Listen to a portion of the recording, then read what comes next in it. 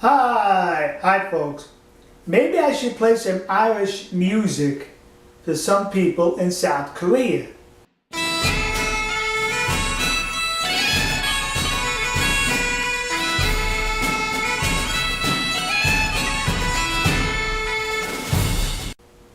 Because it seems like some people in South Korea, they are in love or like Irish mythology. But not all Irish mythology. One particular one.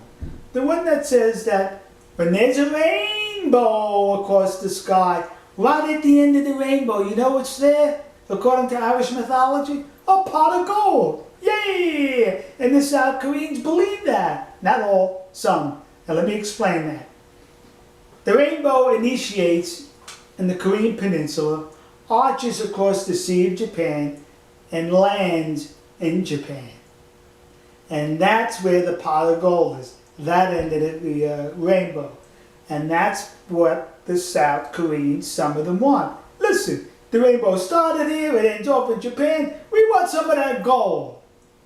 Now what am I talking about? They're constantly looking for ways to bash Japan and to extract money from them. 1965, South Korea and Japan signed a treaty where Japan gave South Korea close to $800 million in loans and other stuff. And the purpose of the treaty was all outstanding claims, past, present, and the future, from South Korea towards Japan, forget about it.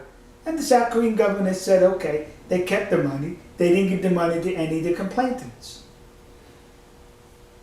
During the Second World War, South Korea was part of Japan.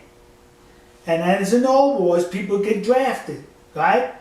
Well, the Japanese drafted Koreans to work in coal mines in Japan because they needed the coal for the war effort. Well, four such people, later on, 65 years later, filed a lawsuit against the company that was operating the coal mine, saying, you need to pay us additional to what you paid us back then. Well, the Japan court said, no. That treaty in 1965 said, forget about it. It was settled. So then they take the lawsuit back home to South Korea. It goes to the Supreme Court, and they award them $80,000. How are you going to collect on that? Because the Japanese aren't going to pay on that. Four people initiated the lawsuit. 3 have passed away. The one survivor is anywhere from 94 to 98 years old. A coal miner lives that long? In the United States, the average coal miner life expectancy is 63 years.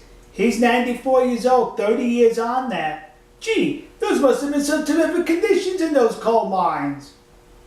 But here's another question. During the war, when Korea was part of the peninsula, there was no North Korea in part of the peninsula. When the Korean peninsula was part of Japan, there was no such thing as North Korea and South Korea. It was one Korea. So if people were drafted from the Korean peninsula to work in the coal mines, how come the lawsuit only comes out of South Korea? How come the comfort woman exploitation is only taking place in South Korea?